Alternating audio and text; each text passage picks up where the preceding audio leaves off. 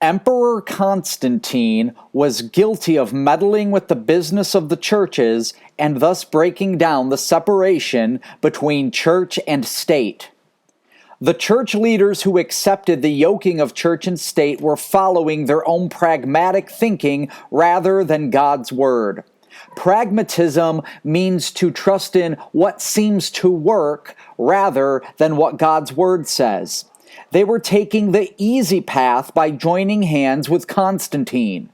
It is never right to disobey the Bible for what seems to be good or because it is the easy thing to do. The yoking of church and state is not God's way, and when churches follow their own thinking instead of God's word, corruption is always the result. Constantine built elaborate church buildings and gave the churches land and money. In Rome, he built the Lateran Palace, which became the Papal Palace, and St. Peter's Basilica. In Jerusalem, he built the Church of the Holy Sepulchre. He built churches in Constantinople, Antioch, Gaza, Alexandria, and elsewhere.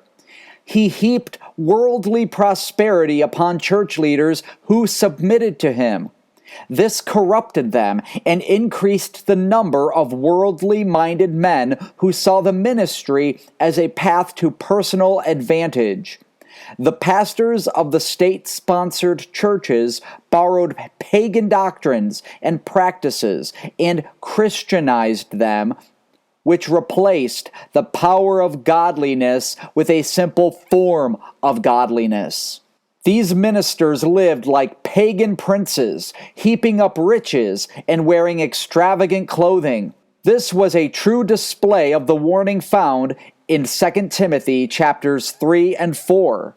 This know also, that in the last days perilous times shall come, for men shall be lovers of their own selves, covetous, boasters, proud, blasphemers, disobedient to parents, unthankful, unholy, without natural affection, truce breakers, false accusers, incontinent, fierce, despisers of those that are good, traitors, heady, high-minded, lovers of pleasures more than lovers of God, having a form of godliness, but denying the power thereof.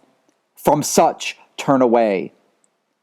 For the time will come when they will not endure sound doctrine, but after their own lusts shall they heap to themselves teachers, having itching ears, and they shall turn away their ears from the truth, and shall be turned unto fables. In 325 AD, Constantine called the First Council of Nicaea. The council was called to settle the controversy pertaining to Arianism, which again claimed that Jesus had a beginning as a created being and that he is not the same as God. Arianism denied the Trinity, or the Godhead. The Arians were led by Arius of Alexandria, Egypt. Constantine did not care much about doctrine. To him, doctrine did not matter, but his goal was to force unity upon the churches. The council rejected Arianism, and Constantine published a doctrinal creed called the Nicene Creed, requiring that all churches submit to it. But Constantine was of two minds in doctrine. Later, he supported Arianism and was baptized by a bishop who followed the Arian heresy. Constantine's son and successor, Constantius II, was an Arian. Constantine demanded that the Donatist churches in Africa submit to his doctrine, and he persecuted them when they refused.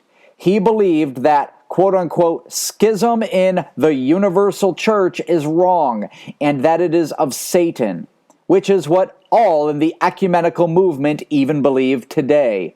In 337 AD, Constantine died and the empire was divided between his three sons, Constantine II, Constantius II, and Constans.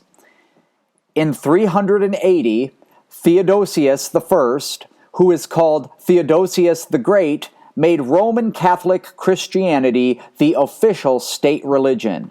This was done by the Edict of Thessalonica. He proclaimed that the Christianity of the Roman Catholic Church is the only correct Christianity. He exalted Pope Damasus of Rome as supreme, calling him the pontiff. He said that the Apostle Peter had delivered the true doctrine to Rome. Theodosius persecuted those who rejected Roman Catholicism. The Edict of Thessalonica says, "We authorize the followers of this law to assume the title of Catholic Christians. But as for the others, since in our judgment they are foolish madmen, we decree that they shall be branded with the ignominious name of heretics, and shall not presume to give to their conventicles the name of churches. They will suffer in the first place the chastisement of the divine condemnation, and in the second the punishment of our authority, that in accordance with the will of heaven we shall decide to inflict." If only Theodosius had doctrine that was as well-rounded and excellent as his vocabulary. Theodosius closed Roman temples. He banned idolatrous festivals and stopped the Olympic Games. Jews were accepted from the decree, and they were allowed to keep their synagogues and worship. Since Christianity, so-called, was now the official religion blessed by the emperor, people rushed to become Christians through baptism. But this kind of Christianity was not biblical Christianity. The hearts of the people remained unchanged. These people were not born again.